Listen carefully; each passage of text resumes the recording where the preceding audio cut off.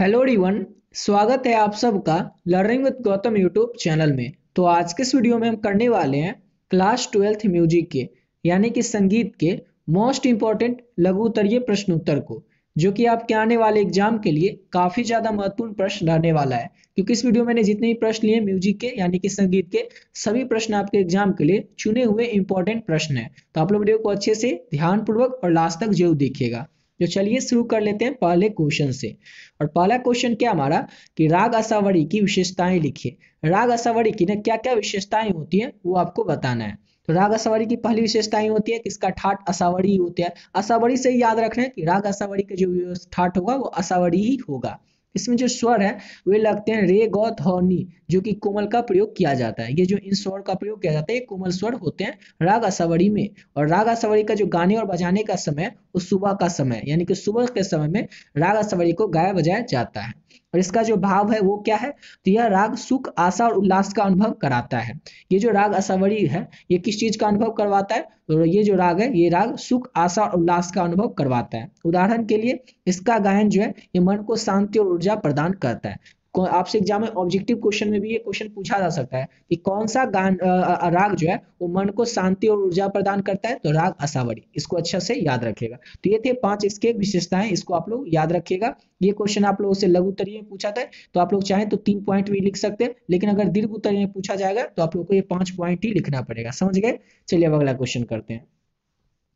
और अगला क्वेश्चन है राग भैरवी का आरोह और अवरोह लिखे। राग भैरवी जो है इसका आरोह लिखना है और अवरोह लिखना है। इसमें आपको आरोह और अवरोह ही पूछा गया था, लेकिन आपको इसका स्वर समय और भाव भी बता रहे हैं। वो इसलिए बता रहे हैं क्योंकि अगर ये दीर्घ उत्तरीय में पूछा जाएगा तो आप लोग इस तरह से 5 पॉइंट में लिख दीजिएगा, लेकिन अगर ये 2 नंबर में पूछा जाएगा लघु उत्तरीय में तो केवल आपको आरोह और अवरोह ही बताना है राग भैरवी का। तो राग भैरवी जो है इसका आरोह होता है सारे गौम पौधौनी सा, अवरोह होता है सानी ध प म गौरे सा। इसका आरोह और अवरोह याद रखिएगा।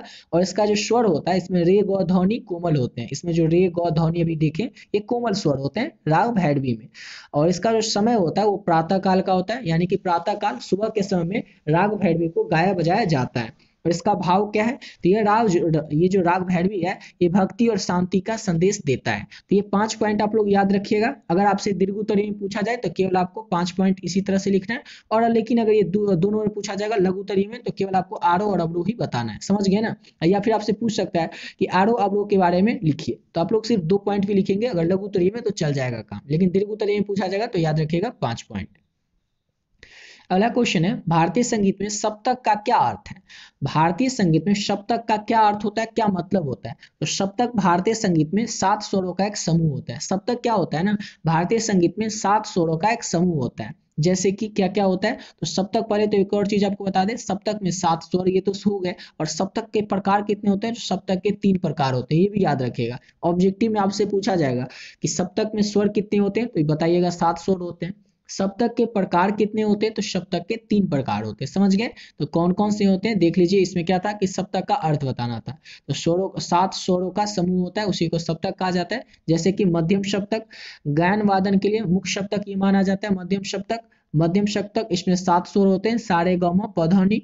और इसका जो उत्कृष्ट सप्तक होता है वो उच्च स्वर का समूह होता है, और निचले स्तर का जो होता है वो सबसे निचले स्तर का समूह होता है। लेकिन ये क्वेश्चन आप लोगों से लघु उत्तरीय में पूछा जाएगा तो केवल 2 पॉइंट लिखेंगे, उसी से आपका काम बन जाएगा। यानी कि आपको ज्यादा याद करने की जरूरत नहीं है। अभी टाइम इतना बच चुका है जिस टाइम आप लोग सिर्फ और सिर्फ जो इंपॉर्टेंट है उसी को पढ़े। बताने के लिए तो आपको बहुत कुछ बता देंगे, लेकिन आपको सिर्फ और सिर्फ वही अभी पढ़ना है जो कि इंपॉर्टेंट है एग्जाम के लिए। इसलिए आप केवल और केवल ये 2 पॉइंट ही लिखना है कि भारतीय संगीत में सप्तक का अर्थ क्या होता है। तो भारतीय संगीत में सप्तक जो होता है उसके में 7 स्वरों का एक समूह होता है। मध्यम सप्तक, इसमें समांतर गायन और वादन के लिए मुख्य सप्तक इसे माना जाता है मध्यम सप्तक को। और मध्यम सप्तक जो है इसी में 7 स्वर होते हैं जो कि होते हैं सारे ग म प ध नि। और सप्तक के 3 प्रकार होते हैं। इतना आप लोग याद रखिएगा। बस इतना ही आपको याद रखना है लघु उत्तरीय प्रश्न के लिए। अगला क्वेश्चन है राग का आरोह और अवरोह क्या होता है। राग में जो ये आरोह और अवरोह होता है ये क्या होता है, तो आरोह होता है राग में स्वर के ऊपर चढ़ने की दिशा, अर्थात स्वरों के क्रम को उठने की दिशा होती है। और अवरोह क्या होता है, तो राग के स्वर के नीचे की गिरने की दशा, अर्थात स्वर जो होता है अवरोह के क्रम नीचे आते हैं, यानी ऊपर से नीचे आता है ये अवरोह, और जो आरोह है ऊपर से नीचे से ऊपर जाता है। समझ गए? इस तरह से याद रखेगा।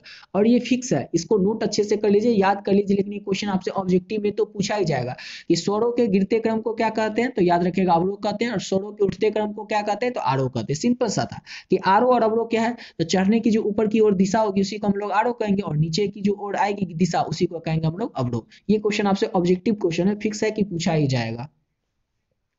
और अगला क्वेश्चन करने से पहले आपको बताना चाहेंगे कि अगर अभी तक आप लोग म्यूजिक के इंपॉर्टेंट गेस क्वेश्चन का पीडीएफ नहीं लिए तो किस तरह से आप लोग इसको ले सकते हैं। ऑलरेडी बहुत सारे बच्चे जो है पहले से इस पीडीएफ को ले चुके हैं, तो जो भी बच्चे पहले से इस पीडीएफ को ले लिए वीडियो क्या कीजिएगा, वीडियो को स्किप करके अगले क्वेश्चन जो 5वां नंबर क्वेश्चन है वहां से आप लोग देख लीजिएगा। और जो लोग बचे हुए हैं अभी तक इस पीडीएफ को नहीं लिए उनको बता दे इसमें आपको क्या क्या मिलेगा और किस तरह से आप लोग इसको ले सकते हैं। इसमें मिलेगा आपको म्यूजिक का important guess objective question, music का इंपॉर्टेंट गेस सब्जेक्टिव क्वेश्चन जिसमें कि लघु उत्तरीय और दीर्घ उत्तरीय दोनों टाइप के प्रश्न रहेंगे, और साथ ही साथ आपको मिलेगा म्यूजिक में पिछले 11 साल में 2013 से 24 के में यानी कि पिछले 11 साल में जो भी प्रश्न आपके एग्जाम में पूछे गए वो सारे के सारे ऑब्जेक्टिव क्वेश्चन आपको आंसर के साथ इस पीडीएफ में देखने को मिल जाएगा। और अगर आप इतना अच्छे से कर लेते हैं ना तो इसके अलावा आपको और कुछ करने की जरूरत नहीं पड़ेगी, इसी से सारे क्वेश्चन आपको एग्जाम में देखने को मिल जाएगा।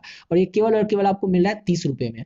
अब आपको मिलेगा कैसे, तो ये जो आपको नंबर दिख रहा है 7903820891 इस नंबर पे आप लोगों को क्या करना है, फोन पे, गूगल पे, पेटीएम किसी भी माध्यम से केवल और केवल 30 रुपए पे कर देना। और जैसे आप पे करते हैं 30 रुपए इसका स्क्रीनशॉट ले लेना है और इसी नंबर से जो व्हाट्सएप है इस व्हाट्सएप पे आपको स्क्रीनशॉट को भेज देना है। और स्क्रीनशॉट भेजने के बाद आपको बस एक छोटा सा मैसेज कर देना म्यूजिक, जिससे कि ये पता चल जाए आपको म्यूजिक का पीडीएफ चाहिए। जैसे आप पे करके स्क्रीनशॉट भेजेंगे, सब्जेक्ट का नाम बताएंगे म्यूजिक, आपको जो पीडीएफ है तुरंत मिल जाएगा। और इसमें जितना ऑब्जेक्टिव सब्जेक्टिव क्वेश्चन है इसको अच्छे से कर लेंगे, इसके अलावा आपको कोई क्वेश्चन बैंक या फिर कोई गेस्ट पेपर या कोई बुक पढ़ने की जरूरत नहीं पड़ेगी। क्यों, क्योंकि एग्जाम में जो क्वेश्चन आएंगे ना वो जो आपका सिलेबस में जो जो टॉपिक दिया हुआ है उसी टॉपिक से क्वेश्चन आएंगे, और सारे टॉपिक से रिलेटेड जो भी इंपॉर्टेंट क्वेश्चन बन सकते थे ऑब्जेक्टिव और सब्जेक्टिव सारा का सारा इस पीडीएफ में ऐड कर दिया गया प्रश्न। यानी कि अगर आप इसको अच्छे से कर लेते हैं तो आपसे एग्जाम में इसके बाहर से आपको कुछ भी देखने को नहीं मिलेगा। तो जो भी बच्चे बचे हुए हैं अभी तक इस पीडीएफ को नहीं लिए, आपका सब्जेक्ट अगर म्यूजिक है तो आप लोग इस पीडीएफ को केवल और केवल 30 रुपए पे करके प्राप्त कर सकते हैं। समझ गए ना। चलिए बातें अपने अगले क्वेश्चन पे। अगला क्वेश्चन है हमारा, संगीत में ना तान का क्या महत्व होता है। तान कई बार आप लोग सुने होंगे वर्ड, ऑब्जेक्टिव में तो जरूर सुने ही होंगे। अब इस तान का महत्व क्या होता है, इंपॉर्टेंस क्या होता है, तो पहले तो देख लीजिए आंसर में क्या आपको कह रहा है आपको, उसके बाद आपको समझाते हैं तान क्या होता है। तो तान भारतीय शास्त्रीय संगीत में राग की गतिशीलता और भावनात्मकता को प्रस्तुत करने का एक माध्यम होता है। इसमें स्वर को तेजी से प्रस्तुत किया जाता है जिसमें राग का उच्चतम रूप इसे माना गया है। इसमें बस आपको एक पॉइंट अच्छे से याद रखना है, उसी से आपका सारा आंसर बन जाएगा। क्या याद रखना है कि संगीत में तान को ना तेजी से प्रस्तुत किया जाता है। समझ गए ना, राग का जो उच्चतम स्वर होता है उसी को तान में प्रस्तुत किया जाता है। तो सिंपल सा था, संगीत में तान का क्या महत्व होता है, तो संगीत में तान का ये महत्व होता है, ये इंपॉर्टेंस होता है, इसे तेजी से प्रस्तुत किया जाता है। राग का जो उच्चतम स्वर होता है वही होता है तान संगीत में। सिंपल सा है, तान जो है भारतीय शास्त्रीय संगीत में राग की गतिशीलता और भावनात्मकता को प्रस्तुत करता है। ये भी चाहे तो लिख सकते हैं, लेकिन एक पॉइंट जो इंपॉर्टेंट है वो आपको लिखना है कि तान जो है ये इसमें जो तान में जो स्वर होते हैं इसको तेजी से प्रस्तुत करता है कौन, तो तान। संगीत में जो स्वर होता है उसको तेजी से प्रस्तुत करता है तान, और इसमें राग का उच्चतम रूप इसके निखर कर आता है। अगला क्वेश्चन है, राग के 9 रस क्या क्या होते हैं। ये तो आपको अच्छे से याद रखना है। ये क्वेश्चन आपसे दीर्घोत्तरीय में भी पूछा जा सकता है, बहुत ही कम चांस है कि लघुत्तरीय में पूछा जाएगा, ज्यादा चांस है कि दीर्घोत्तरीय में ही पूछा जाएगा, यानी कि 5 नंबर में। तो याद रखना है 9 रस कौन कौन होते हैं। तो पहले तो 9 रस देख लीजिए, उसके बाद आपको बताते हैं कि उस रस के अंतर्गत क्या क्या आता है। राग में 9 रस होते हैं जो संगीत की भावनात्मकता को व्यक्त करते हैं, जैसे कि श्रृंगार रस, करुण रस, अद्भुत रस, रौद्र रस, विभत रस, उसके बाद वीर रस, हास्य रस, भयानक और शांत रस। अब श्रृंगार रस में क्या होता है, तो रोमांटिक इसमें होता है। करुण रस में दुख व्यक्त होता है। अद्भुत रस में आश्चर्य व्यक्त होता है। रौद्र रस में गुस्सा व्यक्त होता है। विभत रस में घृणा होता है। वीर रस में साहसिक होता है। और हास्य रस में हंसी होता है। भयानक रस में डर होता है। शांत रस में शांति होती है। मतलब नाम से आपको पता चल रहा है, सिर्फ अगर श्रृंगार को छोड़ दे तो आपको नाम से ही पता चल रहा है कि किसका क्या मतलब होगा। जैसे करुण का मतलब सबको पता है, दुखी होता है। अद्भुत मतलब आश्चर्य, सबको पता है। रौद्र मतलब गुस्सा, सबको पता है। विभत्स ये थोड़ा सा आपको शायद नहीं पता हो कई बच्चों को, तो विभत्स मतलब घृणा। वीर मतलब साहसिक। हास्य मतलब हंसी। भयानक मतलब डर। शांत मतलब शांति। और श्रृंगार मतलब रोमांटिक। तो ये आपको नाम से ही पता चल गया, तो आधा काम तो आपका ऐसे ही बन गया। अब आपको केवल और केवल क्या याद रखना है, तो ये 9 पॉइंट जो है, श्रृंगार, करुण, अद्भुत, रौद्र, विभत्स, वीर, हास्य, भयानक और शांत, ये 9 पॉइंट को आपको अच्छे से याद रखना है। ये राग के 9 रस होते हैं, इसको अच्छे से याद रखेगा। और किसका क्या मतलब होता है वो तो आपको नाम से याद हो जाएगा। समझ गए ना।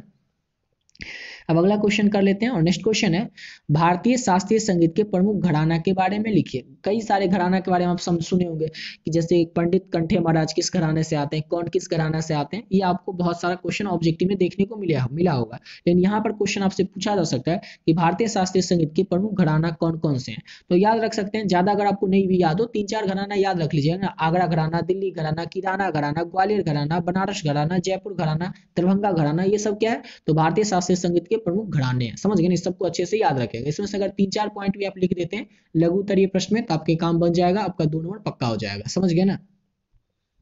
अब अगला क्वेश्चन है और इन सभी घरानों का अपना विशिष्ट गायन और वादन शैली। ऐसा नहीं कि हर एक घराना में एक ही प्रकार का गायन और वादन शैली होता है। हर एक घराना का, जो भी घराना है, हर एक घराना का अपना अलग अलग विशिष्ट गायन शैली होता है। जैसे पंडित रामचंद्र मलिक, ये हमारे बिहार के दरभंगा घराने से आते हैं, इनका अलग ही गायन का विशिष्ट शैली होता है। आगरा घराना का अलग ही विशिष्ट गायन शैली है। जयपुर घराना का अलग ही गायन शैली है। सभी घराना का अलग अलग गायन शैली होता है। अगला क्वेश्चन है हमारा तबला वादन के बारे में लिखिए। तबला वादन के बारे में आपको बताना है तबला वादन क्या है। तो तबला जो है ये एक प्रमुख भारतीय संगीत वाद्य यंत्र है। भारतीय संगीत का प्रमुख वाद्य यंत्र जो है वो तबला भी आता है, जो ताल के अनुसरण बजाया जाता है। मतलब ताल जैसा रहता है, अगर धीरे से बजाया जाता है ताल को तो धीरे से तबला को भी बजाया जाता है, तो अगर ताल की गति तेज होती है तो तबला को भी तेजी से बजाया जाता है। यानी कि ताल जिस तरह का रहेगा उस अनुसार जो है तबला को बजाया जाता है। या 2 अलग अलग आकारों के ड्रम से बना होता है, एक छोटी और एक बड़ी ड्रम से। आप देखते हो तबला तो कभी ना कभी देखे ही होंगे, कैसा होता है, इसका आगे का या पीछे का जो मुंह होगा दोनों को देखिएगा, बाएं और दाएं ओर, तो एक ओर आपको छोटा सा दिखेगा और एक ओर आपको थोड़ा सा बड़ा दिखेगा। तो एक पॉइंट तो आपको ऐसे ही याद हो गया कि तबला जो है 2 अलग अलग आकारों से बना होता है, एक छोटा होता है और एक बड़ी ड्रम उसमें होता है। तबला की ध्वनि ताल और लय में सुंदरता और गहरीता लाती है, गहरीता यानी कि गहराई लाता है। समझ गए। तो इसमें भी आपको कुछ खास याद करने जैसा है ही नहीं, समझ ही आ गया हुआ कि तबला जो होता है ये भारतीय शास्त्रीय संगीत का एक प्रमुख वाद्य यंत्र है, जो ताल के अनुसार बजाया जाता है और ये 2 आकारों का होता है, एक छोटी और एक बड़ी ड्रम। तबला की ध्वनि में ताल और लय की सुंदरता और गहराई होती है। बस हो गया, ये आपको बस समझना है। देखिए जितना क्वेश्चन आपको बता रहे हैं ना, सभी क्वेश्चन को आपको सिर्फ और सिर्फ समझना है और एग्जाम में जाकर के अपनी भाषा में बना करके आपको उत्तर को लिखना है। ऐसा नहीं कि जो वर्ड टू वर्ड है यही लिखने की जरूरत है, ऐसे भी लिख सकते हैं, लेकिन ऐसे में आपको रटना पड़ेगा। आपको क्या करना है, सिर्फ समझ के रखना है और कुछ कुछ पॉइंट आपको याद रखना है और उसी को जाकर के खुद से बना करके एग्जाम में लिख देना है। समझ गए ना। अब अगला क्वेश्चन है हमारा भारतीय संगीत में विराम का क्या महत्व होता है। विराम, विराम मतलब विराम से ही पता चलता है, नाम से, संगीत को अगर छोड़ भी दे तो विराम से हमें पता चलता है ठहराव। अब संगीत में इसका क्या महत्व होता है विराम का। तो विराम भारतीय संगीत में एक अंतराल है, अंतराल जो कि संगीत में लय और ताल की स्थिरता बनाए रखने में मदद करता है। यह श्रोताओं को संगीत के विभिन्न ध्वनियों और तान के बीच एक समय का विश्राम देने का कार्य करता है। आपको पहले ही बता दिए थे, विराम का मतलब क्या होता है, ठहराव होता है, यानी कि रुक जाना होता है। तो श्रोताओं को संगीत के विभिन्न ध्वनियों और तान के बीच में समय का जो विश्राम होता है ना, उसी को देने का कार्य करता है विराम। यानी कि श्रोता यानी कि जो सुनने वाले होते हैं और संगीत की जो विभिन्न ध्वनि होती है और तान होती है, इसके बीच का एक समय होता है, उसी को विश्राम कहते हैं। समझ गए ना, सिंपल सा था। सिंपल आपको याद रखना है कि विराम का मतलब क्या होगा, तो ठहराव होगा। अगला क्वेश्चन है हमारा कि राग और रागनी में अंतर स्पष्ट कीजिए, यानी कि क्या डिफरेंस है राग और रागनी में, दोनों में क्या डिफरेंस है, क्या अंतर है, ये आपको बताना है। तो राग जो है एक विशेष स्वर समूह है जिसमें कि आरोह अवरोह और ध्वनियां निर्धारित होती है। राग क्या है, तो एक विशिष्ट स्वर समूह है जिसमें कि आरोह होता है, अवरोह होता है और ध्वनि निर्धारित होती है।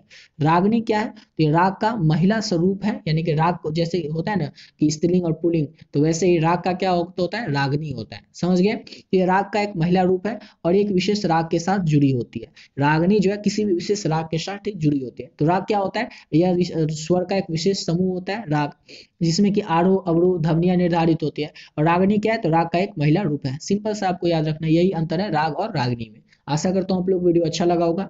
मिलते हैं नेक्स्ट वीडियो में नए वीडियो के साथ। और ऊपर जो आपको पीडीएफ बताएं, जो भी बच्चे अभी तक बचे हुए नहीं लिए उस पीडीएफ को, तो आप लोग चाहें तो उस पीडीएफ को केवल और केवल 30 रुपए पे करके ले सकते हैं। उसमें जितना ऑब्जेक्टिव सब्जेक्टिव क्वेश्चन दिया हुआ है सबको अगर आप अच्छे से कर लेते हैं तो उसके अलावा आपको और कुछ करने की और कुछ पढ़ने की जरूरत नहीं पड़ेगी। समझ गए। तो मिलते हैं नेक्स्ट वीडियो में नए वीडियो के साथ।